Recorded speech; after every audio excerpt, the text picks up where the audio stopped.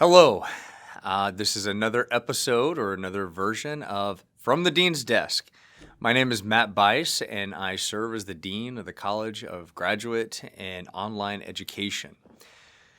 Wow, this entire fall semester is just blowing by. There's been so many great things occurring over the last couple of months, and I can't believe that we're already in November. I can't believe that Thanksgiving is next week.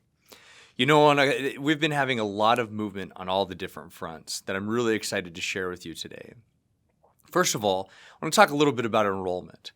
Enrollment is the lifeline of how a university functions from the academic programming standpoint. Enrollment right now is thriving. The Graduate School of Education and the School of Professional and Graduate Studies is doing far better than where we were last year. And it speaks to a lot of the work that our team is doing in the recruiting office. Our GSOE side, it's amazing. What we've done this far from July to November has already matched what we did in the entire academic year of last year. The School of Professional and Graduate Studies is on the same track, where both teams are progressing extremely well. I can't thank the recruiters enough for all the hard work that they've been doing. If you see them on email strands, if you see them around the office, make sure you tell them that great job on the work that they're doing. The next thing that I want to talk about is our student services team. When we start thinking about success and how do we measure success, their job is one of the areas that's really hard to measure. When you think about enrollment, like we just mentioned, it's an easy metric to follow. You have numbers, you have goals, you either met them or you don't, right? It's kind of hard when you think about advising a student and how well a student is progressing through their entire academic journey. The academic advisors have an extremely hard job. They're working with students through the good times and the bad times throughout their entire academic journey. Catherine, Rebecca, Sydney, and Mo have done such a wonderful job. Make sure that you tell them how good that they're doing when you see them. I also want to shout out to Mo and Sydney. This year, over the past couple of years, we've been trying to make an active front on the professional scene and through professional organizations. We found out this past week that Mo and Sydney had written an abstract to present at a national conference in New Orleans for student services and student support. Their abstract was accepted. They'll be presenting in New Orleans this next semester in the spring at a national audience. It speaks to the great work that we're doing, the models that we're using for serving our students and the academic success, and it's being recognized. Mo, Sydney, we couldn't be prouder. Congratulations. The next thing that I want to focus on is our faculty services team. Just this past week, we had our first fall conference that was campus-wide. One of the things that you've heard President Murray talk about and Dean Russell, who's our Vice President of Academic Affairs, is the One Baker. Doing efforts, making sure that we have academic initiatives that bring all of our different units together. Let me give you a little bit of a history. When we started the fall conference, it was just siloed for our School of Professional and Graduate Studies. It was a platform to develop our faculty, right? It was pedagogical approaches, technology integrations. Well, as technology started to progress and post-COVID, as things were moving online, people from across campus were asking for support. And how do we do this? And how does this work? Last spring was the first time that we had opened up our conference to all of campus, College of Arts and Sciences, School of Nursing, Graduate School of Education, Undergraduate School of Education. And we pilot tested it to see what the reception was. Well, it was positive. And it was great. We had a couple of keynote speakers that were wonderful. They spoke about AI, and it gave us a platform for how we move forward for this academic year. The conference that we did this past week was that conference, but amped up. It wasn't just workshop series. It was a conference format. Faculty could attend, and they could pick the session that they wanted to attend based on topic. Having multiple options, multiple ways for people to learn, and progressing their pedagogical approaches was the core purpose of this conference. It was a massive success. Over 76 different people attended the conference on a Thursday night. I just want to commend the faculty services team, Deb and Ryan, Allison, and Aston, for the great work that they had done throughout the entire conference. It was a smashing success. Another thing that I want to just highlight is a new podcast series that is being run through the Advancement and Alumni Office with Nate Hauser. What Nate's doing is he's really trying to make a connection between our alumni and the community with what's going on with Baker. The first podcast came out with President Lynn Murray as the guest. It's amazing. If you get an opportunity, make sure that you check out the podcast. The reason that I mention it here with my updates is because we're the group that is actually putting that podcast on. Under the leadership of Aston, that podcast went from an idea to actual reality. So I say all of this in a way that the One Baker and cross-pollinating all of our services across the university has been a huge success, and it's just evidence of the openness and the innovative touch that our team are putting on everything that we work on to progress the university and our students. The next thing that I want to do is I want to shout out a faculty member, Dr. Cheryl Lamborghini Taylor.